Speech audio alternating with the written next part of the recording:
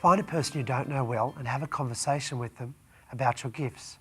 3 ways of thinking about gifts are gifts of the head, gifts of the hand, and gifts of the heart. The gifts of the head are things that you know something about. Could be art, history, movies, birds, red wine. Gifts of the hands, things that you're good at making and that you like sharing with others. Could be carpentry, sports, gardening, or maybe cooking. And gifts of the heart, things that you care deeply about. Might be the environment, might be older people, your faith, or even your children. I'd like you to pause this DVD a while you have this conversation.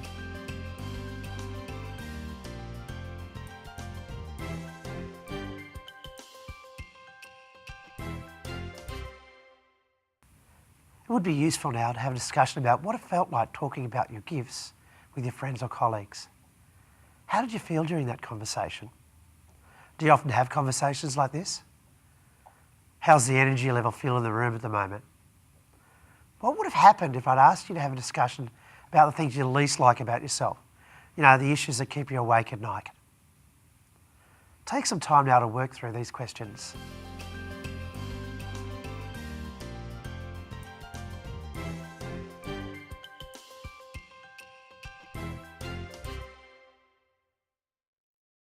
Please form into groups of no more than 6 people and introduce the person you've had a conversation with to the rest of the group by outlining the gifts of the head, heart and hand. Once you've all been introduced, discuss and write down 10 gifts that you as a group have to offer this workshop as we look at how to include older people in community. Don't just think about the skills you've developed in your workplace, but also the conversation you've just had. You might like to put these gifts on some butcher's paper and hang them in the room as a resource, a reflection point over the course of the workshop.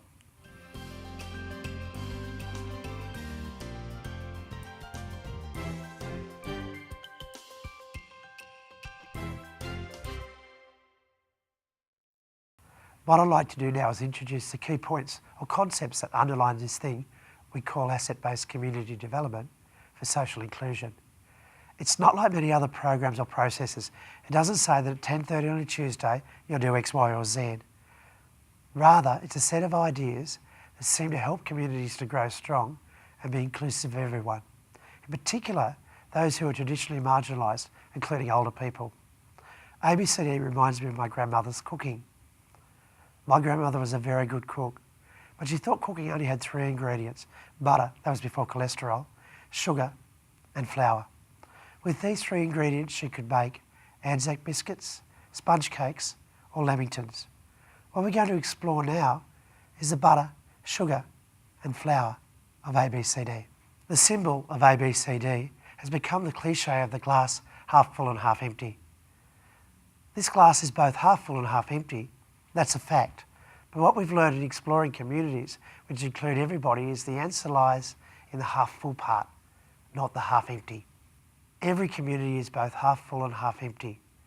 I used to work for an organisation that was great at including people in community, but gosh, we're a funny group of people. There was one person who could never remember when a meeting was going to happen, someone who drank too much, someone who was always fighting with the children, another person who the week before payday had spent all their money. But these people are also the most talented community workers I've ever had the pleasure of working with. They know how to connect with people and find innovative solutions and resources. I think we're all half full and half empty, but the important part is the half full part of the glass. If you concentrate on what doesn't work, the best you can do is less of that. If you concentrate on what works, then you can build a better future. Key ideas of ABCD. Meaningful and lasting community change always originates from within, and local residents in that community are the best experts on how to activate that change. A few years ago, I was asked by the New South Wales Government to go to 3 struggling communities where remarkable things were happening. These communities were growing strong and inclusive. One community I went to in Western Sydney had been doing some remarkable things for about 5 years. I spent some time asking people about what worked. Paula, who was the neighbourhood centre manager, was a key person in this community building effort.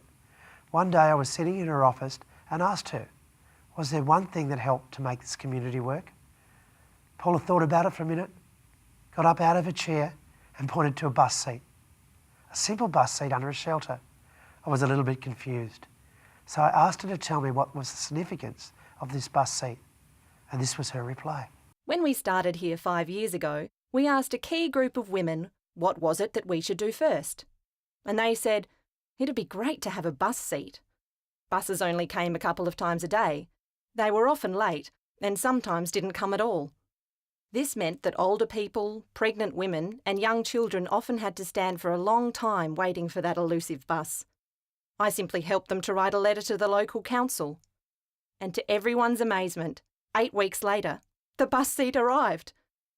The women went on to do some amazing things in their community.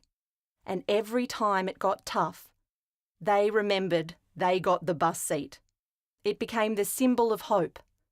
It was the first time they felt like anyone in authority ever listened to them, or that they could affect meaningful change. Paula knew to start with what people cared about. A park bench is a park bench. Communities have never been built by dwelling on their deficiencies. Focus on the resources, capacities, strengths and aspirations of a community and its residents, instead of dwelling on the needs, deficiencies and problems.